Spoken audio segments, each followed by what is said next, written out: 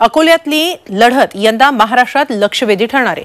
भाजप विरुद्ध काँग्रेस विरुद्ध वंचित बहुजन आघाडी असा तिरंगी सामना इथं रंगणार आहे। नेमकं काय आहे इथलं राजकीय गणित पाहूया एक रिपोर्ट। पंचनामा अकोला लोकसभा मतदारसंघाचा।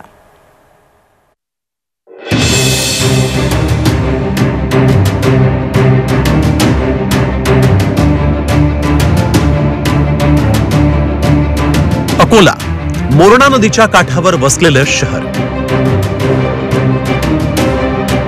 अकोल सिंह नावाच्या राजाच्या नावावरून अकोला हे नाव पडलं। इथलं नरनाळा अभयारण्य हे मेळघाटाचं प्रवेशद्वार।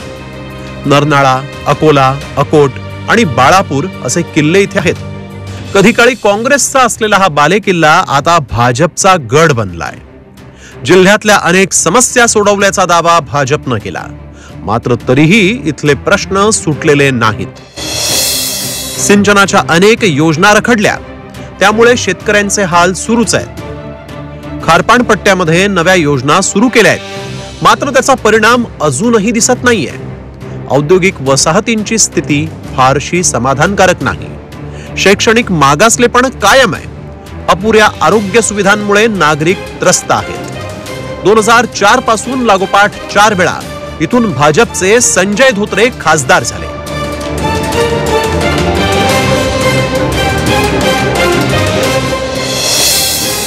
2009 मध्ये धोत्रेंनी भारतीय बहुजन महासंघाच्या प्रकाश आंबेडकर यांचा 64,000 मतांनी पराभव केला।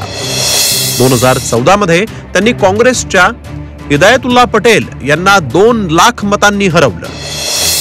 2019 मध्ये त्यांनी चौथ्यांदा खासदार होताना वंचित बहुजन आघाडीचे प्रकाश आंबेडकर यांना तब्बल 2.25 लाख मतांनी पराभूत केलं। विधानसभेचा विचार केला तर भाजपचे 4, काँग्रेसचा 1 आणि शिवसेना ठाकरे गटाचा 1 आमदार इथं आहे। यंदा प्रकृतीच्या कारणास्तव संजय धोत्रेंनी निवडणुकीच्या रिंगणातून माघार घेतली। आता त्यांचा मुलगा अनूप धोत्रे यांना भाजपनं उमेदवारी दिली। साधी ग्रामपंचायतीची निवडणूकही कधी न लढलेल्या अनूप यांना आता थेट लोकसभेचं तिकीट दिल्यामुळे भाजपमध्येच नाराजी उफाळून आली आहे। भाजपचे बाळापूरचे माजी आमदार नारायण गव्हाणकर यांनी घराणेशाहीला विरोध करत उमेदवारी अर्ज भरल्यानं भाजपची डोकेदुखी वाढली आहे। इलेक्ट्रिसिटी असो, रेल्वे असो, रस्त्याच्या माध्यमातून इन्फ्रास्ट्रक्चरचा विषय असो, शेतकऱ्यांकरिता पाण्याचा आणि सरकारचा जो सोलार पॉवरचा प्रोजेक्ट आहे जेणेकरून शेतकऱ्याला दिवसा वीज मिळेल, या सगळ्याच कामं झालेले आहे आणि येणाऱ्या 5 वर्षांमध्ये त्याला एक अलगच गती मिळणार आहे। या सगळ्या विषयांवरती मी जनतेसमोर जातो। जो कोणी असा उमेदवार आहे की कालच तो बाहेर निघाला आणि त्याला लोकसभेचं तिकीट भेटले, आश्चर्याची गोष्ट आहे। एखादा कोणी सिनियर असता माझ्यापेक्षा त्याला तिकीट दिलं असतं तर मला काही वाईट वाटण्याचं काही कारण नव्हतं। गेल्या वेळेस 2ऱ्या क्रमांकाची मतं घेणारे प्रकाश आंबेडकर वंचित बहुजन आघाडीच्या वतीनं पुन्हा एकदा अकोल्याच्या रणमैदानात उतरले। काँग्रेस त्यांच्या उमेदवारीला पाठिंबा देईल अशी अपेक्षा होती, मात्र त्यांना महाविकास आघाडीमध्ये घेण्याचे प्रयत्न फोल ठरले आणि डॉक्टर अभय पाटील यांच्या रूपानं काँग्रेसनं मराठा उमेदवाराला तिकीट दिलं। माझ्या माहितीप्रमाणे 12 ठिकाणी असणारा परिवारवाद हा बीजेपीने सुद्धा पोचलेला आहे आणि हळूहळू बीजेपी सुद्धा परिवारवादाकडे वळते अशी परिस्थिती दिसते। 20 वर्षापासून 25 वर्षापासून जवळपास आपल्या इथं सत्ता बीजेपीचीच आहे, पण एकंदरीत जर शहर पाहिलं तर विकासासारखं काही झालेलं नाही आहे।